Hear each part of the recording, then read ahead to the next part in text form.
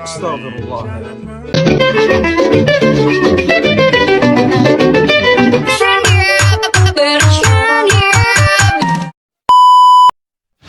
Assalamualaikum warahmatullahi wabarakatuh. Perkenalkan, nama saya Berliana Kusuma Dewi, NIM 2223250066, Prodi Pendidikan Islam Anak Usia Dini, semester 3. Baiklah, guna saya membuat video ini untuk memenuhi tugas UTS perkembangan peserta didik. Baiklah, saya akan menjelaskan isi materi saya yang berjudul Teori Ekologi Perkembangan Anak. Teori ekologi perkembangan Brouwer-Berner. Teori ekologi perkembangan anak diperkenalkan oleh Uri Brouwer-Berner, seorang ahli psikologi dari Cornell University, Amerika Serikat. Teori ekologi memandang bahwa perkembangan manusia dipengaruhi oleh konteks lingkungan. Hubungan timbal balik antara individu dengan lingkungan akan membentuk tingkah laku individu tersebut. Informasi lingkungan tempat tinggal anak akan menggambarkan, mengorganisasi, mengklarifikasi efek dari lingkungan yang bervariasi.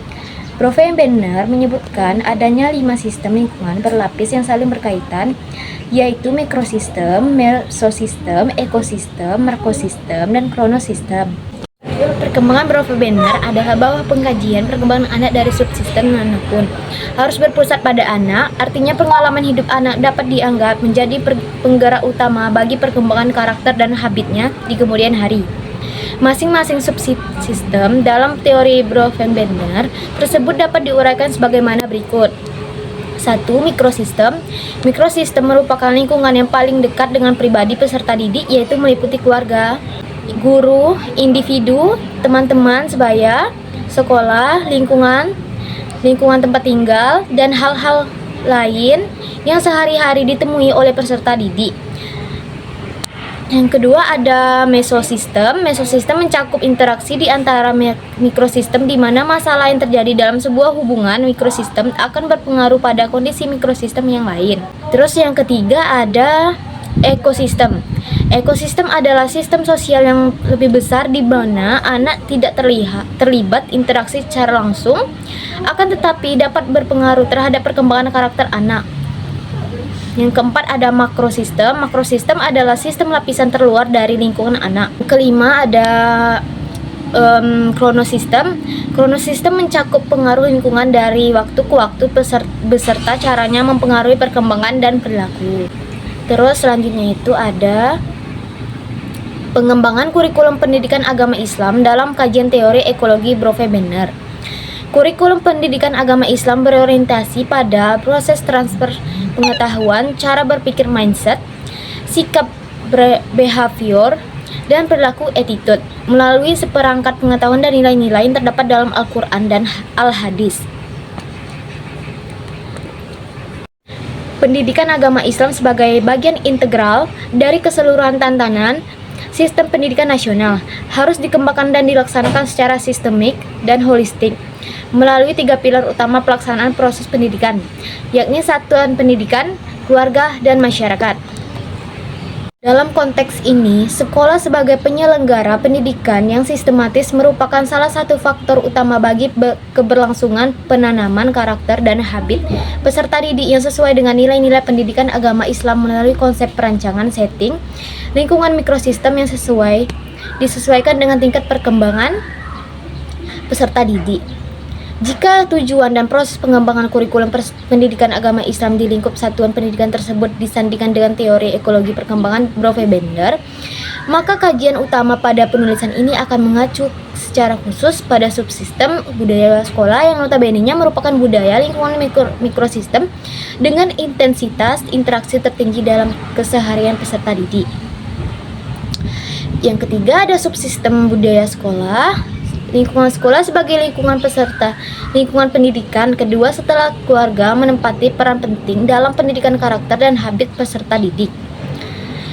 Menurut Colgan, sekolah adalah tempat yang sangat strategis untuk pendidikan karakter dan penanaman habit tertentu karena semua peserta didik dari berbagai lapisan masyarakat akan menganyam pendidikan di sekolah. Selain itu, sebagian besar waktu peserta didik saat ini banyak dihabiskan di sekolah, sehingga sekolah berperan aktif terhadap pembentukan karakter siswa.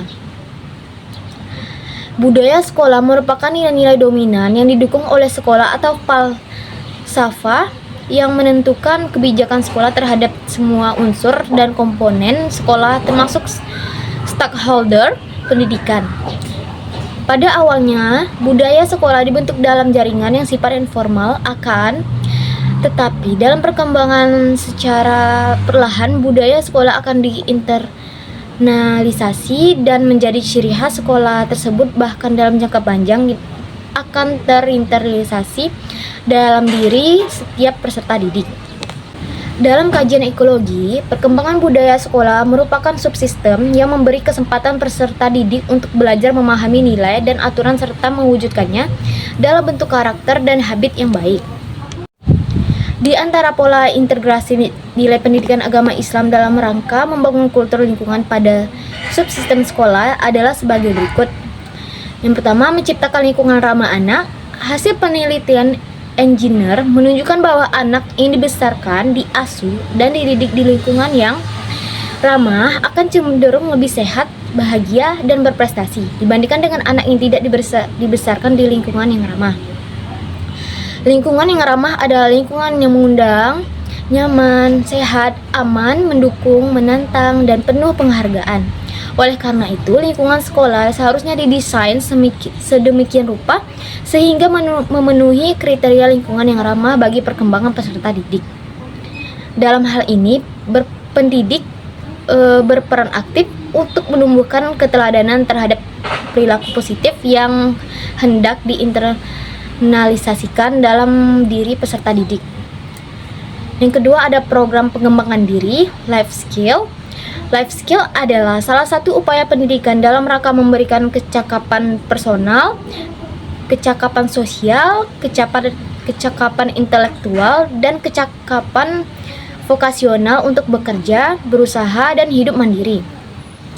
Orientasi pengembangan life skill berupa membangun sikap kemandirian untuk mendapatkan keterampilan sebagai bekal dalam beraktivitas dan mengembangkan diri. Sebagaimana yang dikatakan Browning, life skill atau kecakapan hidup adalah interaksi sebagai pengetahuan dan kecakapan yang sangat penting untuk dimiliki seseorang sehingga mereka dapat hidup mandiri. Yang ketiga, ada lingkungan positif. Dalam membangun budaya sekolah yang positif sesuai dengan nilai-nilai pendidikan agama Islam, maka diperlukan adanya gerakan masif yang nyata pada keseluruhan elemen sekolah di mana peserta didik ikut berperan aktif sebagai penggagas dan pelaksana dari gerakan tersebut. Sebagai contoh, sosialisasi gerakan 5S, yaitu senyum, salam, salim, sapa, dan santun. Yang keempat, ada outing field trip. Salah satu langkah integratif dalam menginternalisasikan nilai pendidikan agama Islam melalui berbagai mata pelajaran di sekolah adalah dengan menjadikannya terpadu dengan kegiatan-kegiatan yang cenderung bersifat real life experience. Proses edukasi yang menimbulkan pengalaman positif di lingkungan mikrosistemnya tentu akan meninggalkan ingatan positif dalam diri peserta didik yang secara disengaja maupun tidak akan mempermudah tumbuhnya proses internalisasi. Karakter dan habit yang diharapkan. Penyampaian nilai melalui proses yang menyenangkan dapat menstimulisasi peserta didik secara efektif pada usia perkembangannya melalui lingkungan mikrosistem yang paling berpengaruh. Itulah tadi yang dapat saya sampaikan dari hasil materi saya. Apabila ada kurang atau salah kata, saya mohon maaf. Kepada Allah saya mohon ampun. Mungkin itu saja yang bisa dapat saya sampaikan pada materinya. Saya akhiri. Wabillahi taufiq wal hidayah. Wassalamualaikum warahmatullahi wabarakatuh. Terima kasih.